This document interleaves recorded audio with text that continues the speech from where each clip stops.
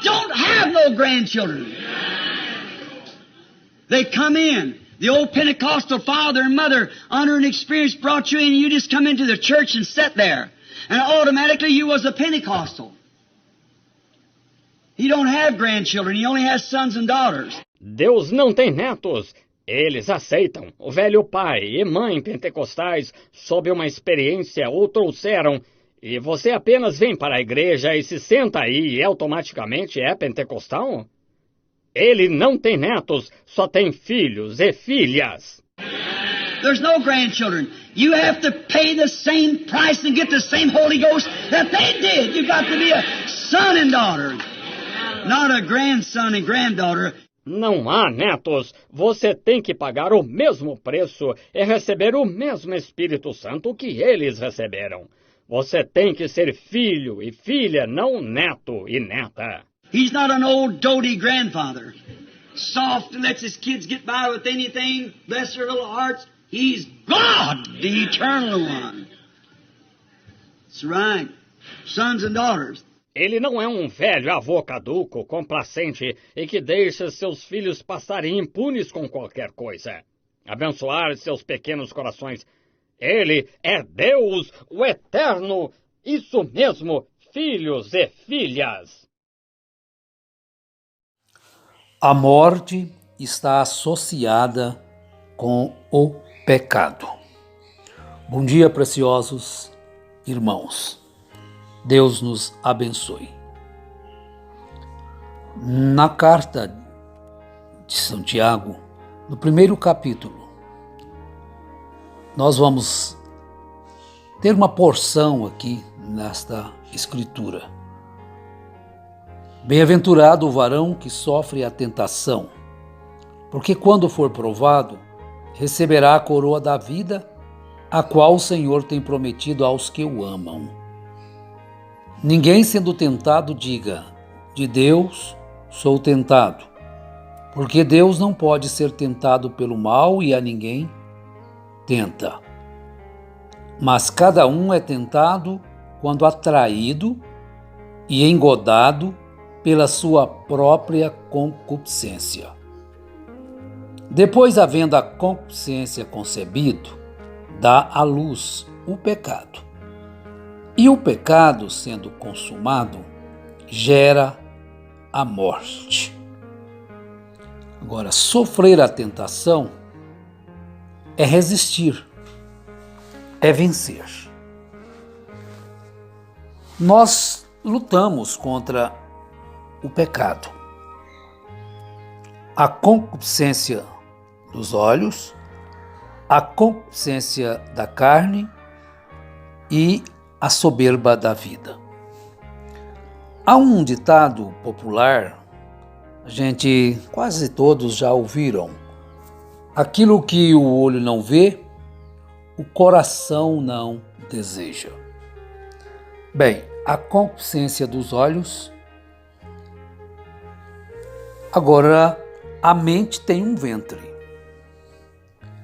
Todas as coisas, antes de descer para o coração, ela passa pela mente. Uma cobiça. Primeiro ela vem à mente. Os olhos veem e essa cobiça vem à mente. Ali é um ventre. Primeiramente é um pensamento. O pensamento é um embrião. Agora, depois que aquele embrião cresce, ele é gerado, então ele desce ao coração. Quando Jesus disse, aquele que olhar para uma mulher e em seu coração a cobiçar, adultera com ela. Vejam bem, mas há um processo antes que isto chegue ao coração. Você não pode evitar, às vezes, de olhar, de ver uma coisa a qual é bela, e aquilo pode levar você a fixar os seus olhos ali e deixar com que aquilo entre através do seu pensamento. E aquilo primeiro tem que ser gerado, aquele desejo. Então ele é gerado e desce ao coração. É o que Jesus disse. Então às vezes você pode olhar assim, olhar para um crucifixo. Quando eu vejo uma mulher ali, assim, mal vestida, pronta para ser cobiçada, então você é tentado a fixar os seus olhos ali e adulterar com ela, mesmo sem nunca ir à cama com ela. Agora, ninguém sendo tentado, diga de Deus, sou tentado. Porque Deus não pode ser tentado pelo mal e a ninguém tenta. Mas cada um é tentado quando atraído e engodado pela sua própria concupiscência. Agora, os nossos olhos são cheios de concupiscências. Então nós somos atraídos por aquilo que é belo. Você é atraído por aquilo que pode te dar prazer, pode te dar alegria, gozo, essas coisas todas. Então aí é engodado pela sua própria concupiscência. Mas bem-aventurado o varão que sofre a tentação, porque quando ele é provado, recebe a coroa da vida. Então sofrer quer dizer resistir, tira os seus olhos daquilo, refuta aquele pensamento. Agora, o que acontece? Primeiro a sua concupiscência, você é atraído e engodado. E logo aquela concupiscência é concebido. A concupiscência concebida dá à luz o pecado. Então o pecado está à porta. Mas então se aquele pecado, antes de ser consumado, ele não vai gerar a sua morte. Agora, quando você abre e cobiça no seu coração, é o que Jesus disse, você adultera com ela. É engodado, depois havendo a concupiscência concebido, dá à luz o pecado, e o pecado sendo consumado, gera a morte. Aí então, você deixou que aquilo descesse ao seu coração. Você não venceu a tentação. Você deixou-se levar por ela. Então veja que a sua mente, que a minha mente, a nossa mente é um ventre. E ali tem um embrião. E depois que esse embrião é gerado, ele desce ao coração. Agora, tanto o mal quanto o bem, eles procedem do coração. Agora, o pecado, quando consumado, então aí você deixa que aquilo gera uma cobiça e um adultério em potencial. O pecado consumado gera a morte. Nós dissemos na abertura, a morte está associada com o pecado. Porque antes que nós tivéssemos algum pecado, não tínhamos pecado, não tínhamos morte de forma alguma. Porém, onde existe morte, então há pecado.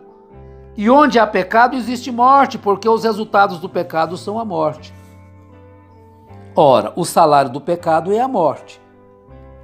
Se nós pararmos só aí, nós estamos todos perdidos como os pecadores. Mas o dom gratuito de Deus é a vida eterna.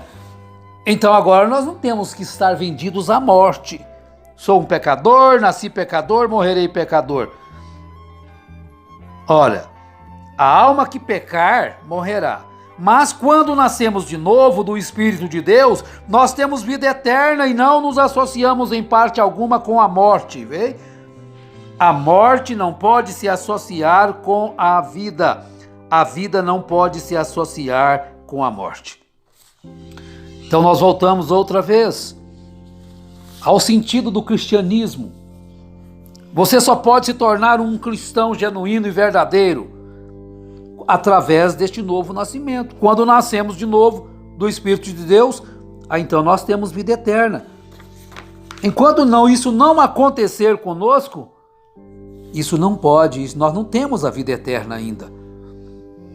Perguntas e resposta 14, do 14 em diante, parágrafo. Agora, essa questão da tentação, um exemplo aqui deixado para nós, é como se você estivesse numa rodovia, você estivesse de pé e um carro estivesse descendo ali em alta velocidade, 150, 160 por hora, e você está vendo que aquele carro está vindo em sua direção, o que você faria? Ficaria ali de pé? Tentaria resistir àquele automóvel? Você sairia daquela autoestrada o mais rápido que você pudesse. Você pularia, escorregaria, faria qualquer coisa para sair da frente daquele carro. E esta é a maneira que o pecado devia ser para um cristão, porque o pecado está associado com a morte. E logo que você vira o pecado em qualquer forma, pule dali, se afaste dali, não importa o que você tenha que fazer, se afaste daquela aparência do mal. Porque recorde, se associar com o pecado é morte, é o mesmo que ficar ali de pé e deixar que aquele carro te atinja.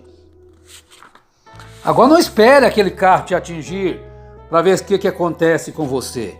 Fuja! Escapa por tua vida. Você lutaria com aquilo. Só que às vezes o pecado é belo. O pecado é prazeroso.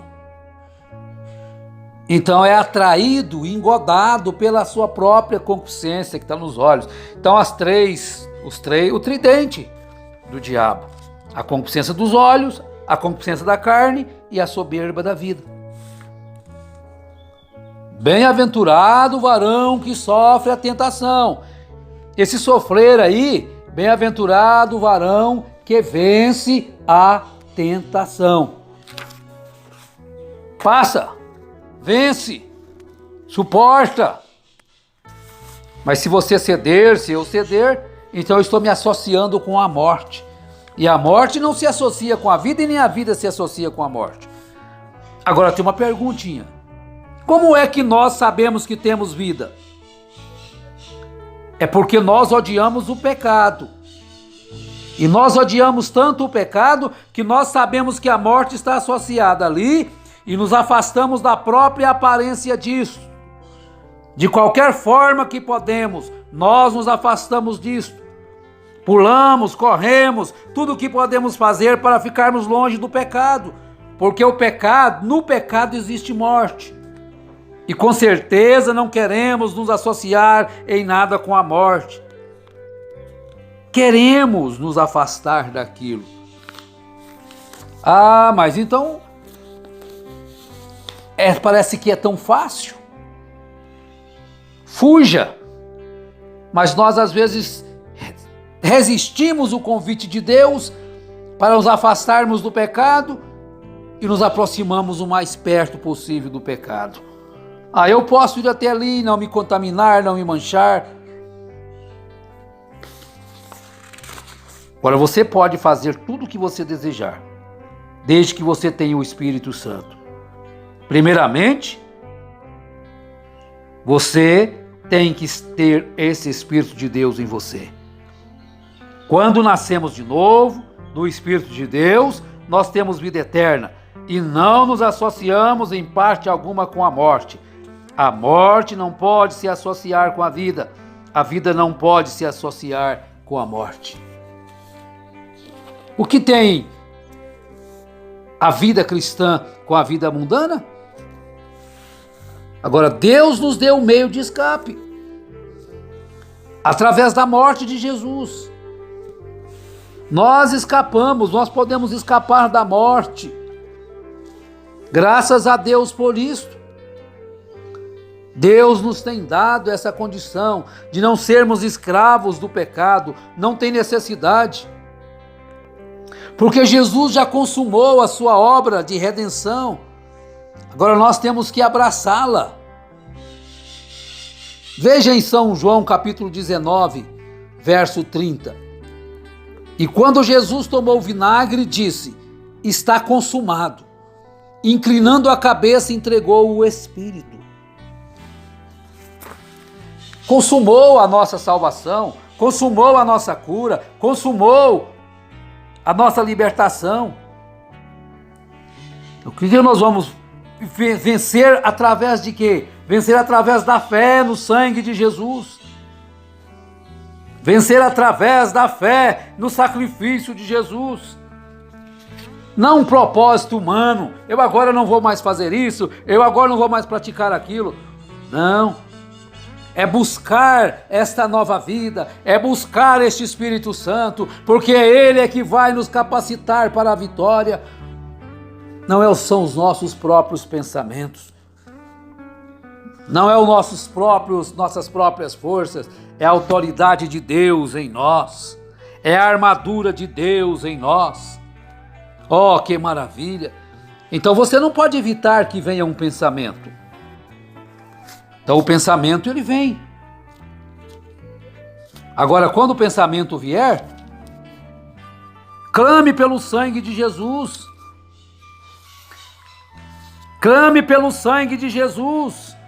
Ele é capaz, Ele é suficiente de nos lavar, de nos cobrir, de nos dar força. Oh, que coisa maravilhosa! A palavra de Deus, ela nos capacita para isto. Você não tem mais que ser escravo do pecado. Resistir ao diabo porque ele fugirá de vós. Mas dai lugar ao Espírito Santo.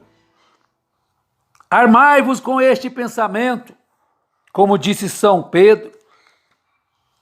Armai-vos, o sangue de Jesus me lava e me purifica de todo o pecado.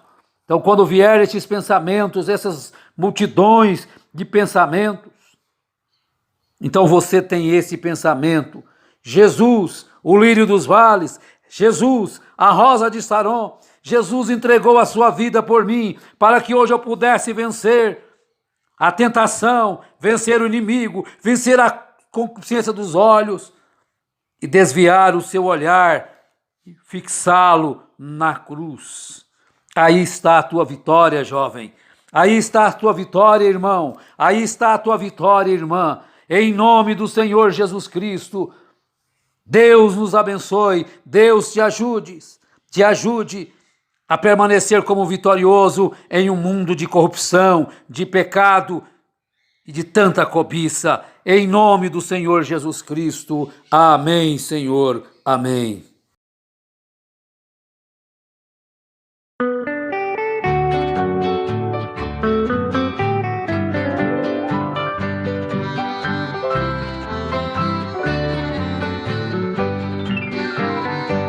Na Galileia, bem longe daqui, um dia ecoou a voz do Galileu. Foi ele mandado para aquele povo e o povo rebelde não o recebeu. Desse Galileu, tão humilde e manso, o profeta Isaías bem antes falou que ele viria trazer boas novas, mas a sua pátria não o aceitou. Santo Galileu, divino Jesus, tua voz ouvi e te recebi, hoje tenho luz.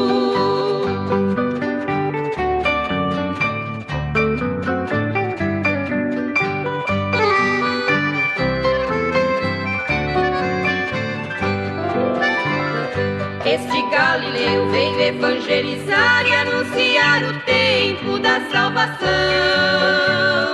Ele veio dar visão para os cegos e para os cativos a libertação.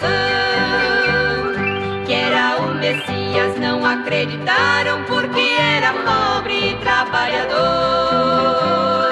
Não teve um lar para seu repouso, mas da humanidade foi o Redentor. Santo Galileu, divino Jesus, tua voz ouvi e te recebi, hoje tenho luz.